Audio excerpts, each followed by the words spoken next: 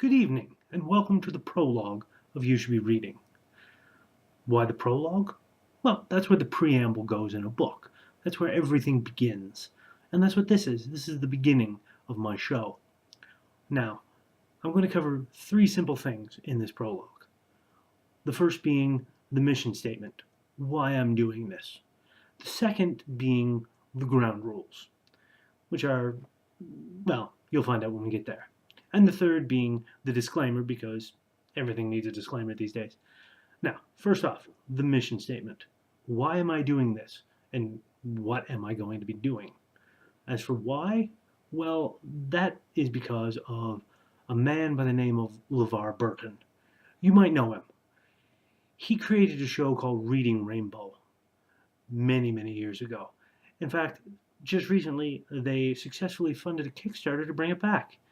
And because of that, that kind of inspired me because of him, I love books. I love reading. His show really turned me on to the joy of reading. And he's a very good friend of mine. What, you don't believe me? I have proof. As you can see right here in this picture, that is in no way staged and in no way paid for. We were just standing around one day and a friend of his took a picture. It's a nice little commemoration of our friendship, don't you think? Anyways, as I was saying, because of him, because of his show, I love reading. And I think more people should love reading. I think more people should read. Simply not for function or to get through their daily lives. I think more people should read for pleasure. Simply to enjoy a story. And it doesn't even matter what you read. It really doesn't. You can read, for example, you could read this. You could read, you could read this, or maybe this, World War Z. Pretty good book. You can read this. You could read this. You could read this over here. You could read this. You could read this. This. Batman, always a good choice in my book. Ha! You could read this, and yes, that's signed by the author. Hell, you could even read this if you want. It's perfectly serviceable. Even if you're not religious, you can read it. You can even read this. I used to when I was a kid. That was a bit strange. Anyways, you can read anything. It doesn't matter. As long as you read. As long as you enjoy reading. Enjoy the story. If you can't read, simply because you weren't taught or you didn't have access to such teaching, and you're an adult now, you're a teenager, it doesn't matter. Don't feel bad. Talk to somebody. Talk to somebody you care about. Talk to a librarian. There are programs out there for teaching people to read. Everyone should have that. Personally, I think reading is a fundamental right of every human being. So yes, you should read. Now, on to part two, the ground rules. There are only a few. Rule number one, this show is not going to be a review of books. What I'm going to be doing is talking about books. Books that I have enjoyed. Books that people might not know about. Books that I think you should be reading. Hence the name of the show. Rule number two, there will be spoilers. Maybe. I'm going to try not to, but no guarantees. You can't talk about a book without talking about a book. So, fair warning.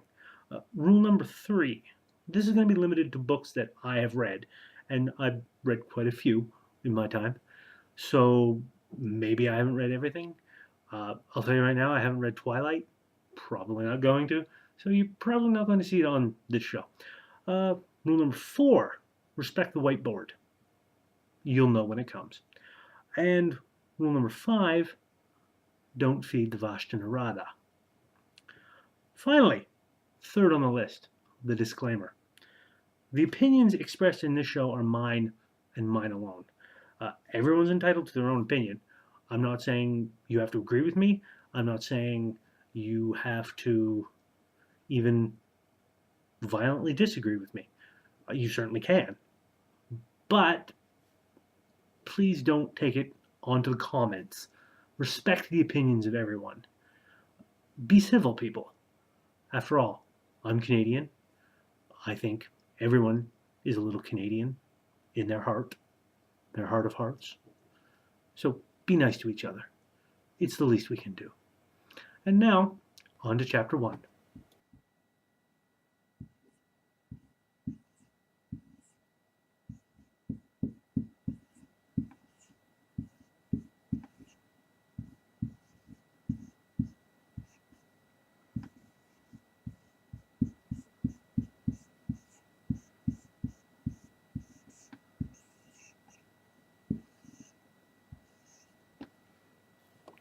And we're back. Welcome to Chapter 1 of Book 1 of You Should Be Reading. Today we're going to go way back into the mists of time and review a series that is near and dear to my heart. One of the first series of books that I have ever read. The Chronicles of Amber by Roger Zelazny. Now, there are 10 books in this series. The first 5 in the first Chronicles of Amber by Roger Zelazny. Note the spelling, people, if you want to look up the author. Make sure you do. These 5 books cover Prince Corwin and his story. The second series, pretty, yes, it covers Corwin's son, who you find out later on. I'm not going to spoil that. But the first Chronicles and the second Chronicles, they combine to make a massive, epic story, spanning worlds. Yes, worlds, plural. You see, the interesting thing about the Chronicles of Amber is that it's not only just fantasy, it's also science fiction, it's soap opera, it's political intrigue, it's noir detective style story, it's hacking the planet, if you will. It's so much wrapped up into one. It's very hard to pin down a genre on it because it encompasses so many. But one of the interesting things about it is that it's kind of like Game of Thrones before Game of Thrones was Game of Thrones, if that makes sense. It's Game of Thrones without all the killing off of main characters. Some do die. There has to be some tension in it, but not as many as George R.R. Martin is fond of. Interesting fact, George R.R. Martin and Roger Zelazny used to be good friends. They collaborated on several projects, one of which I might be reviewing in the future. But on to the Chronicles of Amber and why you should be reading it. Simply put, it is a story about a man and his extremely dysfunctional family. It starts off in the very first book with Corwin waking up in a hospital with amnesia. Now, I know what you're thinking, cliche alert. However, the first book was written in 1970. This was quite a few years ago, and people hadn't used that particular cliche as much as it has been in books between then and now. So you can't really call it a cliche if it's one of the originators of said cliche. Look past that. It's a good series. Now, he wakes up, he finds out that someone claiming to be his sister, who he doesn't remember having a sister because he doesn't remember, he goes and searches her out. He finds her. He ends up trading words with her. Subtle back and forths. Little quips here, little quips there.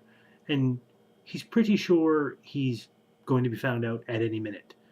But he doesn't. And things start kind of seeping back in. He starts remembering bits and pieces. He finds a series of playing cards with his face, the face of his so-called sister, and other faces that he remembers, faces and names. And he doesn't know what that means, because they're all dressed in fantasy garb and he's on Earth. It's all extremely weird. Then one of his brothers, one of the people on those playing cards, shows up with strange gray-skinned men with barbs sticking out of their arms. He ends up throwing a huge chair and breaking the back of one of them. It's so much weirdness going on, and he's wrapped up in the middle of it. So he ends up going off into other dimensions, other shadows, as they call it. Because the core conceit in this series of books is that Amber, where Corwin and his family are all from, is kind of a pole of order. There is a pole of chaos as well, known as the Courts of Chaos, that you find out later. And one of them is at one end, one of them is at the other. A little weird. But in between all them, that is where shadow happens. Because chaos is everything that could be, and order regiments that into all these dimensions. The princes of Amber and the princesses, because there are females, they have the power to walk through shadow, to find any place that can possibly exist. They just have to kind of add and subtract things from the world around them as they go. It's a really interesting series.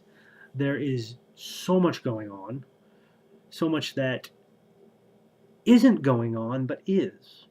And what I mean by that is the first series is told by Corwin, first person perspective.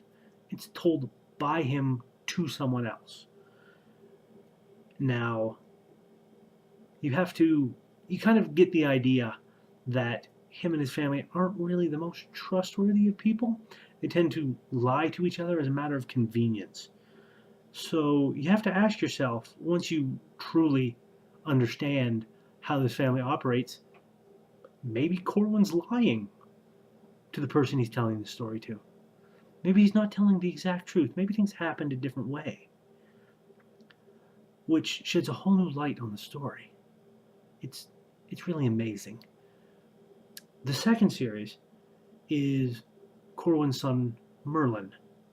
Now, I know what you're thinking. Merlin? Could this maybe be King Arthur? No. Well, maybe. We're not sure. But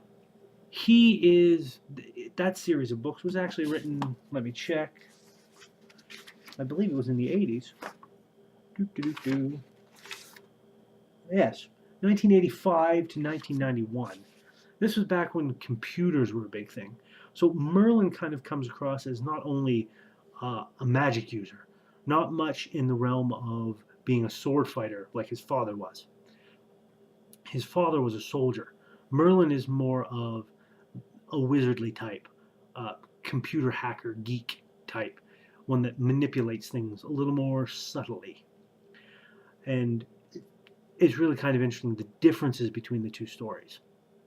See, Merlin's story starts off with him complaining that someone keeps trying to kill him every year on the same day.